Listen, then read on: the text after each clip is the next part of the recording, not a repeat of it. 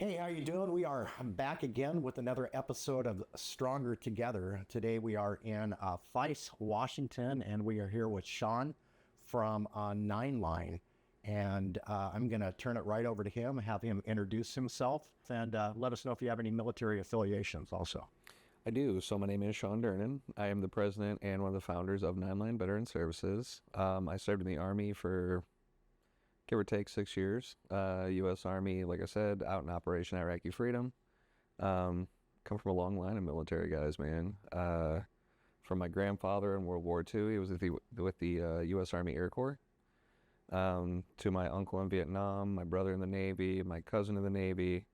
Still here saying the Army is the best branch. So it is what it is. Preference. I'm going to have to go with you on that one. I was Army as well. There we go. I know we might have a follower or two out there that would disagree, but, well, we're smarter than them. There we go. So, Shawn, why don't you tell us a little bit about Nine9Line and what you guys do?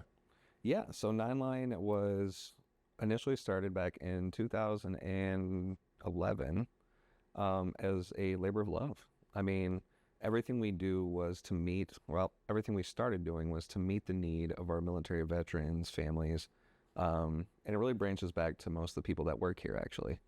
So, like myself, when I got out, I tripped, slipped, and fell into every bad choice a veteran can make.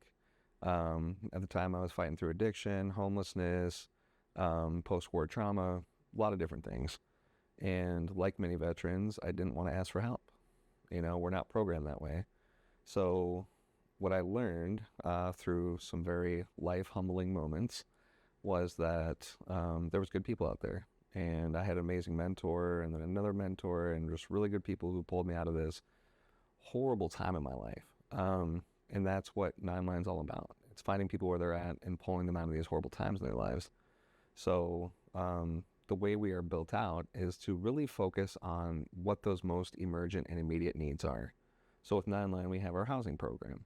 We actually own 5 houses throughout the Puget Sound where we have a shared housing model, both transitional and long-term supportive. It's 1 room per veteran. And so what we realized a long time ago is if you put veterans in housing and help them break down their needs, it really meets them where they're at. It takes away those housing instabilities or insecurities and helps build them out where they're at. On top of our housing program, and I think you and I talked about this earlier, is our mental health program. So our quick response force team comprises of case management, outreach, rural engagement. We serve 10 counties with that program, Washington statewide. And it's part of a much bigger collaboration, but we can get into that later. But essentially it's meeting people in those early suicidal ideations and meeting those needs, identifying those triggers, and helping alleviate those things so that way they can get access to the services themselves.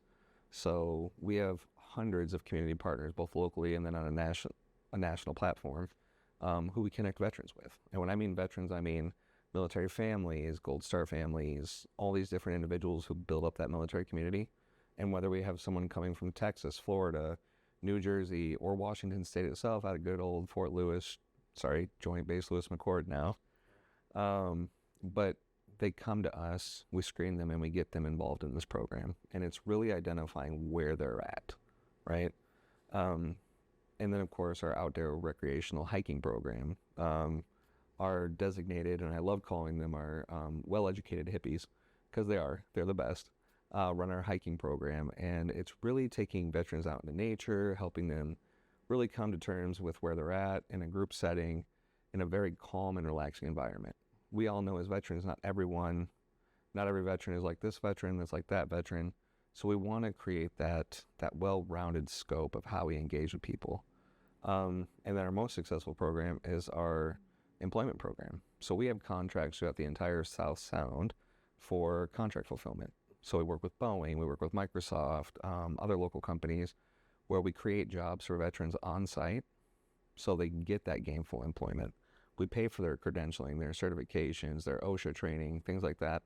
And these most at-need individuals who are coming out of incarceration, homelessness, all these things, they can come here, they can get those wraparound services, get that care, get that support, and then not only are building, their success model based on their individual needs, but we're incorporating all of our community partners. So even if there's something we can't do, we can bridge that gap of care. There's not that dreaded, like, oh, they're going to fall between the cracks. No, we're actually doing the physical warm handoff. This is the person we want you to connect with, not the 1-800 line that's going to take you to the 200 line that's going to take you to the voicemail that may or may not get back to you. So we've cultivated that, essentially that labor of love into this very well-oiled, kind-hearted, mission-driven machine that meets veterans on every level of their needs. So that's Nine9Line in a nutshell. I like it. You guys aren't really you're not really just focused on one thing, except I guess you're focused on the veteran and the veteran's needs, because you're talking addictions, you're talking housing, you're talking employment, pretty much everything that that a vet needs when he transitions out, and that's pretty awesome, because we've talked with and met with several different organizations all across the United States, and I don't think I've ever seen an organization that does everything in one place like that. And the utilization of partner organizations is probably the only way to really do that. And I'm glad to see that you guys are using other resources. Well, absolutely. I mean, we talk about coordination, right? Or you get this organization that's like, no, we're only going to use my services. Like, I didn't sign up to be the wicked witch of the veteran service realm, right? Like, I want the success of the veteran we're serving, the family member we're serving, the dependent, the grandparent. We want to cultivate a era of responsibility. Not only an era of responsibility, but empowering people to empower others. The success behind our model has been the triage itself. And when I talk about that triage, we take veterans who have nothing. We take family members who have nothing. We employ them, we house them, we get them back on their feet. They become successful in their own definition of success. But that's someone else later on that becomes successful in a job placement or a housing placement that we can lean on, serve as those force multipliers, if you will. Say, hey, you've been with this company for 4 or 5 years. You came out of this program. Can we place someone else here? You know the success. So it's really that coordination, to your point, that's really the success, because we can't do it all. And anyone who believes that is extremely naive, truly. So it's a blessing for us, because we do have so many community partners. We do have so much community support. And the places we're at welcome us. It's not we're trying to push in the door. No, we're there to support them, and with resources, it's always a limited concept. So whatever you can bring to the table, that's not only empowering that community, that's not only empowering that veteran, but now you've just created, again, that force multiplier with other organizations to help boost them up, to boost others up. Right. So in all of that, how are veterans finding you? I mean, you guys have been around for a minute. Your name's out there. Are there outreach programs that you guys are affiliated with, or that you're hosting, that are out there looking for these veterans and trying to transition them into what you guys are doing? The easy answer to that is yes. The much longer answer to that is we have several systems, both forward-facing with our cyber presence, whether that's, Facebook, multimedia, Instagram, all the social medias. So we do a lot of the paid marketing to reach our most rural veterans. But then we also, to your point, have several outreach teams led by our very own David Conkler. So Dave actually lives in Island County. He comes down here once, twice a week, but we're out in Mason, we're out in Kitsap, we're out in Pierce, Thurston, Snohomish. So we're constantly on the streets. We're constantly talking to veterans. And so in the social work world, we call that micro, macro, and meso level engagement, right? So for our street teams, they're always on the road. They're always meeting new people. I always joke with Dave, because the man always has his business cards with him. Like, no matter where he goes, as soon as he hears that keyword veteran or family member, he rips that card out and he hands it to someone, whether he's at breakfast, at a meeting with local leadership, or even just, again, he's a biker as well, so he loves driving his bike. So just always passing his card out. That's so we always have those different levels of engagement. And then for myself and my team here at Nine9Line, we have that intermediate level engagement. We do work with a lot of the community partners. We do put our name out there. We have our material in places. We're very strategic on the communities that we're trying to reach, especially when we talk about rural area veterans. And to your point from earlier, with the VA, not everyone wants to sit at the VA, right? So where do we go? So we put our flyers at the Starbucks. We put our flyers at the local McDonald's. We work with the library systems. It's meeting people where they're at. That's really the key to our success. And then for me, oh man, that's a long list. So I sit on a lot of the local, both county-based organizations, local commissions, all the way up to the governor's office, right? So when we talk about that government affairs, it's not about trying to prove our point or push our agenda, but it's sitting in an advisory role to help them understand what the needs of the military community is. So again, those 3 levels of engagement have really helped us cultivate this very meaningful, positive experience for everyone involved. Nice. I like that. And I know that you guys also host some different events. Oh, yeah. What kind of events can people find from your organization? Well, it just depends on the time of year. We are very well known, as you know, for our annual Veterans Resource Fair at the Tacoma Dome. That was actually the basis of how 9line was born. 3 of us, myself, Scott Pondlick, Tino Medina, actually Nesla Munchauer, got together and we said, let's build out this really big event and see what we can do. And everyone was like, sounds great. How are we going to do it? And I was like, I have no idea, and we're going to make it work. Because veterans, you tell them they can't do something, we're going to find a way to do it. So we built out this really positive relationship with local communities, and everyone had the same ask. Well, what's in it for you? Nothing. And so that first year, we had such an amazing turnout, and everyone loved it. It was at the Tacoma Dome. It was very central to everything. And, the I-5 corridor had ease of access right there in Tacoma. So that's, of course, our biggest event of the year, which is coming up. June 1st is coming up. But then we also have our, again, recreational stuff. So we do an Island County host the annual Suns Out, Guns Out event, where we take veterans out to one of the gun ranges out there where they can do archery, they can do shooting, they can learn about, again, recreational therapies, go hiking. It's just a beautiful weekend to get people out. That normally happens around, again, June, July, stuff like that. We love our summer activities because it's Pacific Northwest. Right. Right. Like, I love Washington. Everyone loves Washington. But summertime in Washington is just a different feeling. So getting people outside is really the goal. Okay. But then throughout the year, we also host micro events. We do tabling events at different locations, whether it's like the county offices, the library system that we spoke about earlier, whether it's partnering with our state WDVA, or whether it's partnering with the USO or local organizations. But then also having outdoor micro-level engagements for our literally homeless. So we have some amazing community stakeholders, Humana, United Healthcare, places like this, who actually give us funding to be able to bring those mittens, those scarves, there's hats, boxes and boxes of MREs that, we hand out to our local homeless population, because I would love to be able to provide 1 million hot meals to everyone. But if I can't, then at least I can give you something. Right.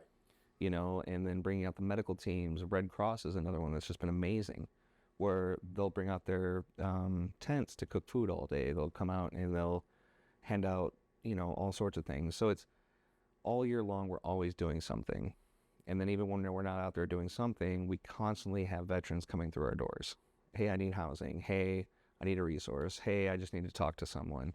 So everything we do is wrapped around those different events, wrapped around that labor of love, and wrapped around that day-to-day, in-your-face experience, and we love it. It's awesome. You mentioned earlier about some organizations and they try to internalize everything they do so much, and we've seen some of that too, and it's really refreshing sitting down and talking with you, because really it's not about the organization, it's not about the name tag or anything like that. It's about what we can do. It's about how can we help? Can we intervene with somebody that is going down a dark path? Can we put a hot meal in a hungry man's stomach? Can we keep somebody warm through the winter? And so talking to you is really refreshing. We've beat our head against the walls at times, trying to just find a way that we can get everybody to share these resources to where everybody can find them. And that's one of the goals of this video podcast series, is to start allowing people to see the faces and hear the voices of these organizations. Awesome. And we really hope so, because there is some really good stuff out there. You guys are great. You talked about your Veterans Resource Fair, and June 1st is this year? Yeah, June 1st. It'll be at the Tacoma Dome again. I mean, this is our this is our 12th year, man. It's crazy. Sorry, I always laugh because, people don't understand how far a kind word and a handshake will take you. Yeah. Right? There's and maybe it's just a different generational thing. I mean, I was a young man growing up in a family in Detroit, Michigan. It was different. I grew up with much older people than myself. But that's how business was done. Right. And even to this day, when people come there, it's not just your normal resource fair. People always think, oh yeah, there's going to be jobs.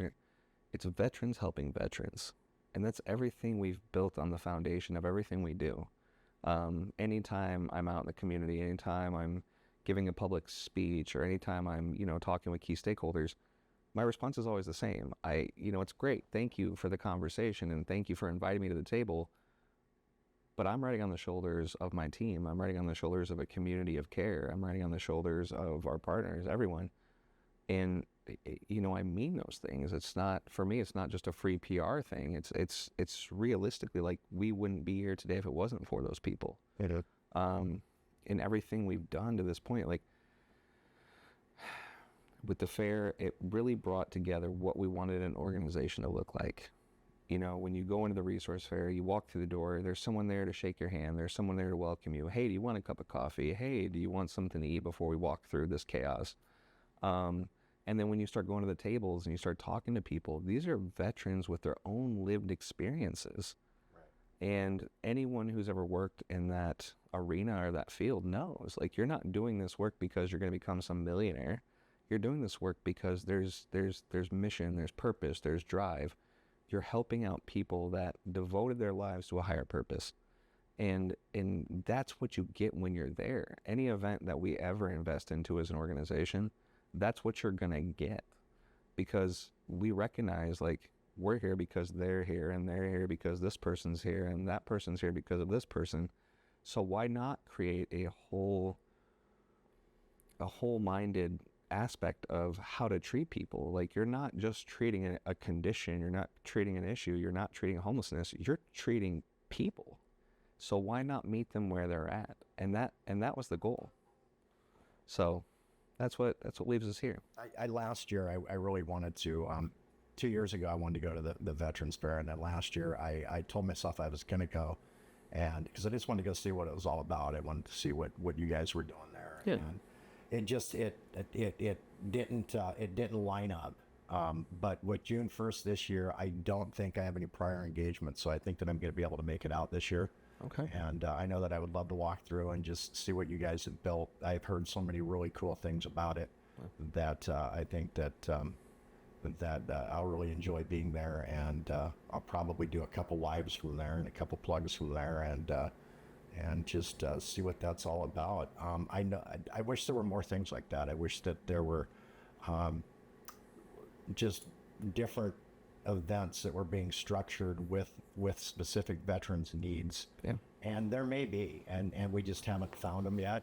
But that was one of the things in launching this series. We wanted to go from there and actually getting some live events together and recording those events live and putting them in this program as well, so that people can see that it's not just a couple guys sitting in a room, that it's bigger than that.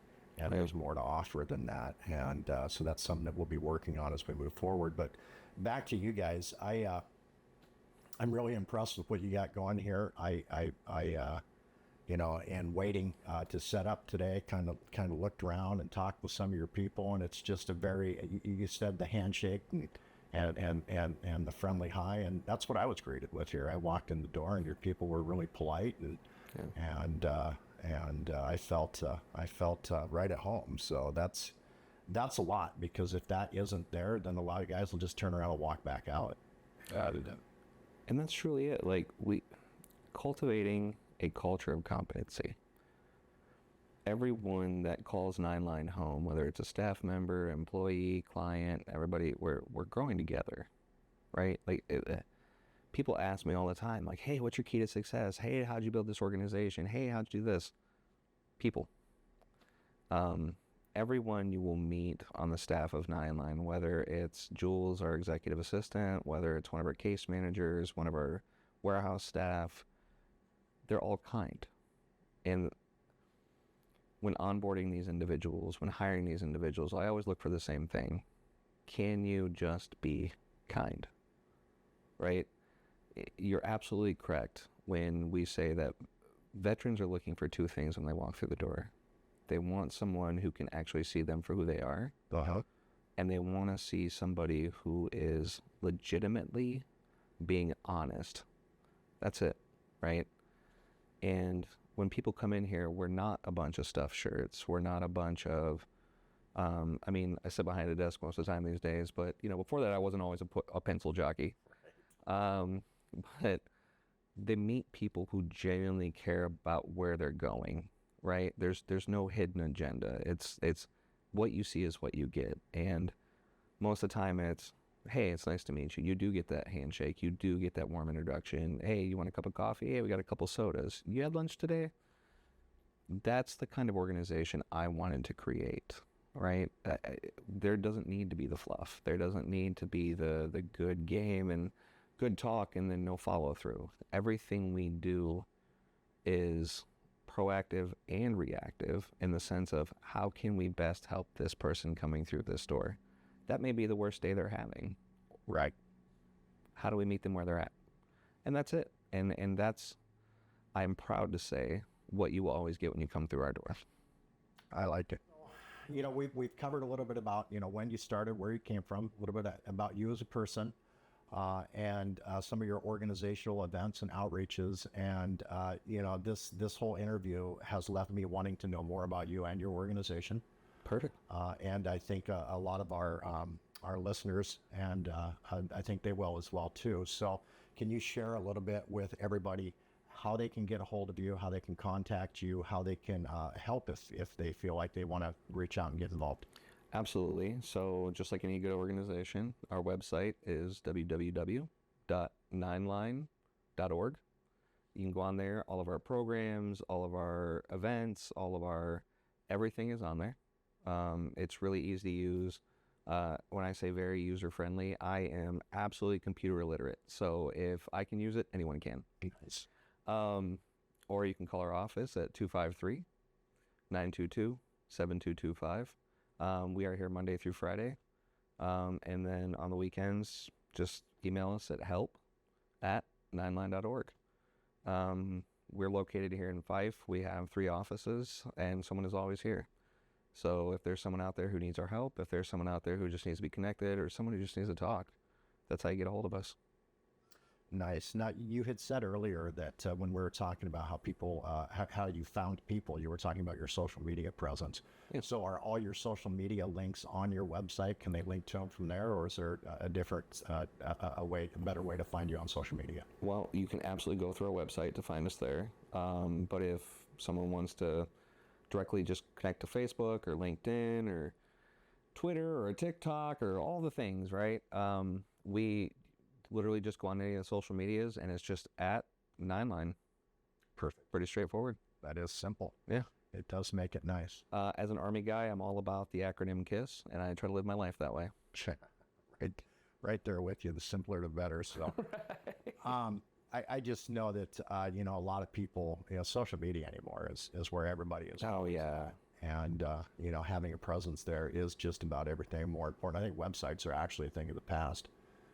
You know, it's a great place to generalize and you know, create a database of information on your organization, but most people are going to get their immediate content through social media. Oh, absolutely. Absolutely. I mean, we get more traffic through our Facebook, our LinkedIn, even, again, our TikTok. We do little cool videos when we're at events and stuff.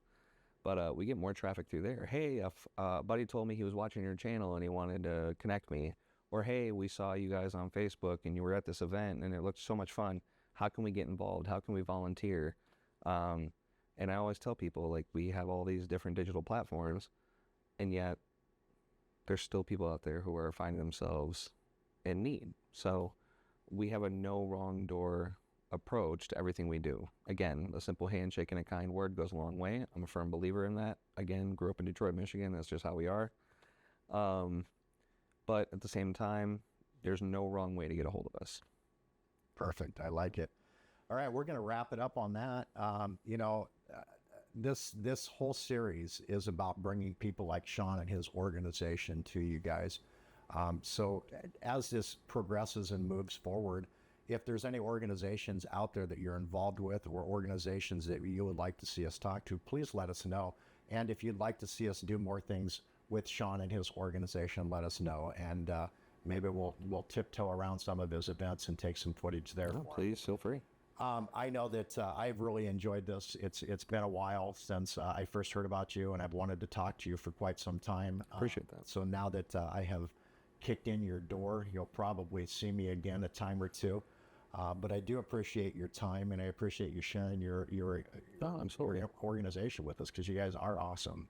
Absolutely. And our door is always open to you or to any veteran for that matter. So always feel free to stop in, man. Thanks so much, Shawn. Oh, it's my pleasure. All right. So again, if you guys want more information on Shawn, you can go to nineline.org. Yeah, that's the one. You can find him on pretty much any major social media platform by just simply putting in @NineLine. Yep. And if you want to know more about us, we are Project Roll Call. This video podcast series is called Stronger Together, and we will be back again next month with another episode. Until then, remember, each and every one of you guys matter, and we'll see you again soon. Out.